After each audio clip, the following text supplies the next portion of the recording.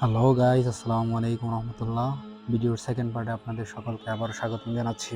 আসলে পড়াশোনার কিছু চাপ থাকে, যে কারণে ভিডিও এডিটিং করা বা যদিও ভিডিও এডিটিং এত ভালো না, তারপরেও তো আমরা এখান থেকে আবার নতুন করে শুরু করছি।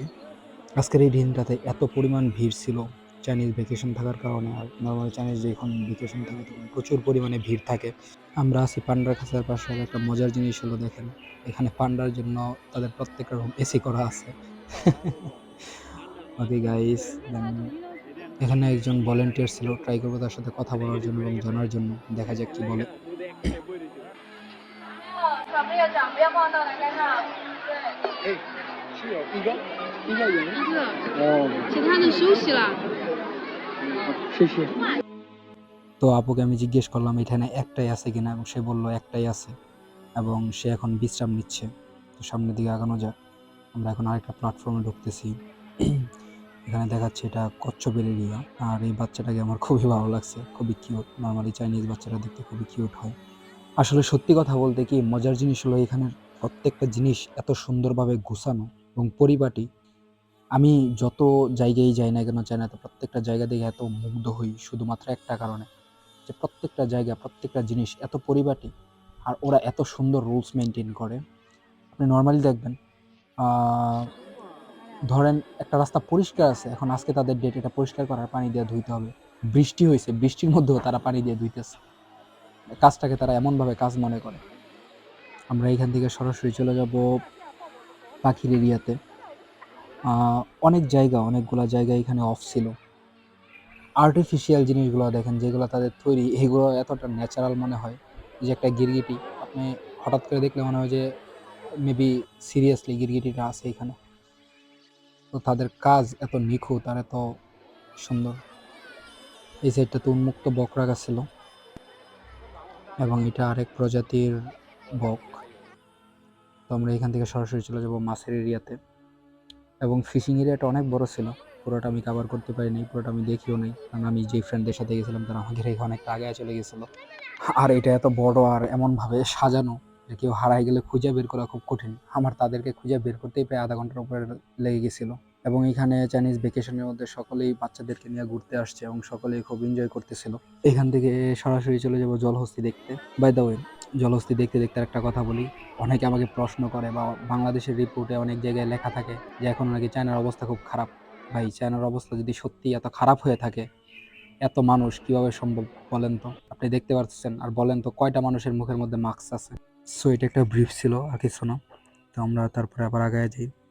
হরিণ, গাধা, গন্ডার। ওকে, দেখেন চাইনিজ বাচ্চাগুলো সত্যিই কত কিউট হয়। আমরা যখন বাইরে যাই চাইনিজ বাচ্চাদের সাথে কথা বলি, এত এনজয় করি, ব্যাপারটা বইলা বুঝাইতে পারবো না। এত পরিমাণ মানুষ, আল্লাহ কি বলবো। যাই হোক, এই সেক্টরটা পুরোটাই হরিণের সেক্টর ছিল। এই সাইডের হরিণগুলা দেশি হরিণের মতো লেগেছে। ভাই এই হরিণ তো বাংলা পারার কথা। ভাই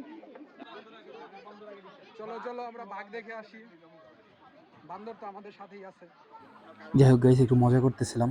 আমরা এখান থেকে সরাসরি চলে যাবো বাঘ দেখার জন্য, বাঘের খাঁচার কাছে। এবং এখানে দুইটা প্রজাতির বাঘ রয়েছে, একটা হলো হোয়াইট ব্রিড আর একটা হলো আমাদের বাংলাদেশের, আমরা যেটাকে রয়্যাল বেঙ্গল টাইগার বলে জানি।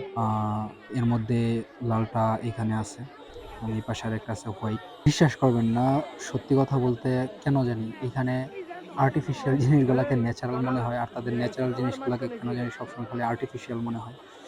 যাই হোক, এটা হালকা কালার আছে, কালার দিয়ে গেছে, মনে হয় যে কুকুর, বড় কুকুরে নিয়ে এসে কালার মারছে। তারপর এখান থেকে ম্যাপটা একটু দেখে নিচ্ছি। আমরা এখান থেকে চলে যাব ভালুক, তারপর বানর, এগুলো দেখার জন্য। ভালুক এখন ঘুমাইতেছিল। অ্যাকচুয়ালি খুব গরম ছিল আজকের দিনটাতে, এবং ম্যাক্সিমাম প্রাণীগুলোই বিশ্রাম নিতেছিল। যে ফার্স্ট টাইম যখন আমি আপুটাকে জিজ্ঞেস করছিলাম, পান্ডা দেখার সময় বলতেছিল বিশ্রাম নিতেছিল। এটা ছিল বানরের এরিয়া, বানর তার বাচ্চাকে খাওয়াইতেছিল।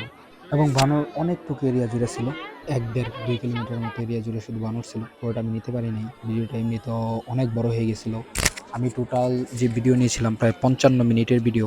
হ্যাঁ, ওইটা থেকে আমি কাটতে কাটতে মোটামুটি 10 থেকে 15 মিনিটে নিয়ে আসছি। তো কিছু প্রাণী আমি দেখছি যেগুলো আমার কাছে একবারে নতুন লেগেছে, যা আমি আগে কখনো দেখিনি। শুধুমাত্র হয়তো কিছু প্রাণী আমি টিভিতে দেখছি, যার মধ্যে এটা একটা। আমরা এখন এখান থেকে চলে যাচ্ছি শিম্পাঞ্জি এরিয়াতে। যেখানে সবচেয়ে বেশি মজা করছি আর সবচেয়ে বেশি মজা পাইছি। এই শিম্পাঞ্জি সাত সাগর এই শিম্পাঞ্জি এই নিহাও এই তো ইংলিশে বলছো না বাংলা বলছো হলে আর এই হালার বল এই এই এই জায়েদ খান তাকায় ভাই তোমার জায়েদ খান। তো আমরা এখানে মজা করতেছিলাম আর শিম্পাঞ্জিকে আমাদের বাংলাদেশের সুপারস্টার জায়েদ খান বলে ডাক দিলে রেসপন্স করতেছিল। যাই হোক ভাই, ওরা জাস্ট মজা করে বলা হয়েছে। তো আমরা আবার এখানে বানর এরিয়াতে চলে আসছি। তো বানর এরিয়া থেকে, বানর এরিয়াটা সত্যিকার অর্থে অনেক বড় ছিল, অনেক বড়। বানরের দুষ্টামি করা, খুনসুটি, এগুলো খুব ভালো লাগতেছিল। আসলে বানর তো বানরই, তো এটা আর কি বলবো, এখানে তো আর বানর নিয়ে কিছু বলার নাই। আর অনেক বানর তো আমাদের মধ্যেও আছে।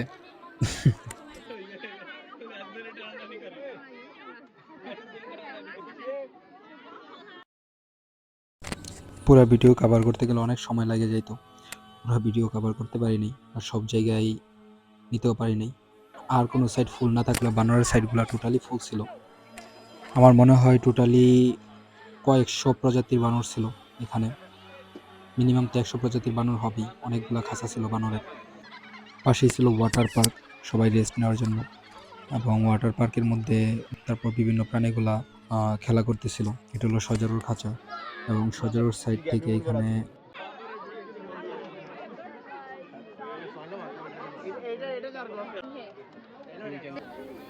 আবারও আরেকটা ভালুক ছিল, আরেক প্রজাতির। প্রত্যেকটা প্রাণী রেস্ট নিতেছিল, বিশ্রাম অবস্থায় ছিল। কিছু ভালুক দুষ্টামি করতেছিল এবং প্রত্যেকেই সব কিছু খুব এনজয় করতেছিল।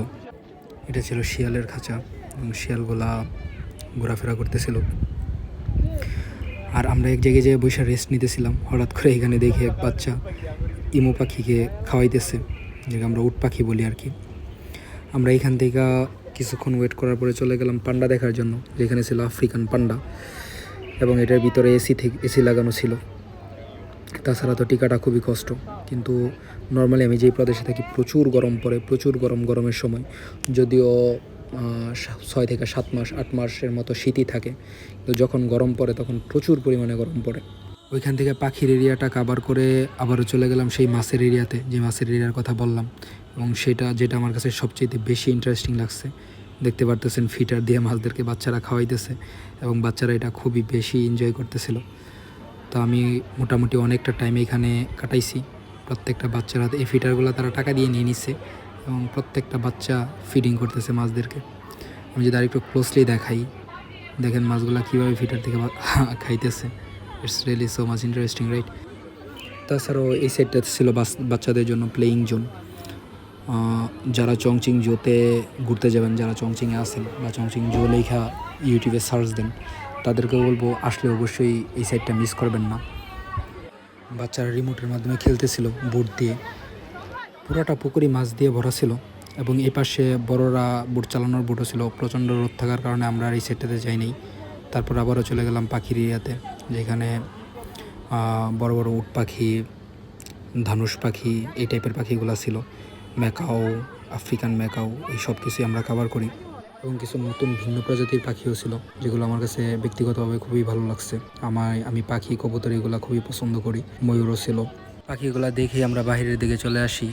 অনেক সাইড বাকি ছিল যেগুলো আমরা কভার করতে পারি নাই। আসলে কিচ্ছু করার নাই, এত বড় আর এত গরম ছিল, সম্পূর্ণটা ঘোরা সম্ভব ছিল না। তো যারা চংচিং জোতে যাবেন, যারা আশেপাশে আছেন, তাদেরকে বলবো অনেক সকাল সকাল যাওয়ার চেষ্টা করেন, পুরোটা কভার হয়ে যাবে। তাহলে আমাদের যেতে যেতে একটু লেট হয়ে গেছিলো। তো আমরা পাখির খাঁচাগুলো কভার করে বাইরের দিকে চলে আসি, এবং বাইরে আসার পরে চাইনিজদের সাথে অনেকক্ষণ ছবি টবি তুলি। তারা ছবি তোলার জন্য খুবই ইন্টারেস্টেড ছিল আমাদের সাথে। তো গাইস, আজকে এই পর্যন্তই। পরে আবার দেখা হবে নতুন কোনো ব্লগে, নতুন কোনো বিষয় নিয়ে। Keep watching, keep with us, subscribe my channel. Thank you, by.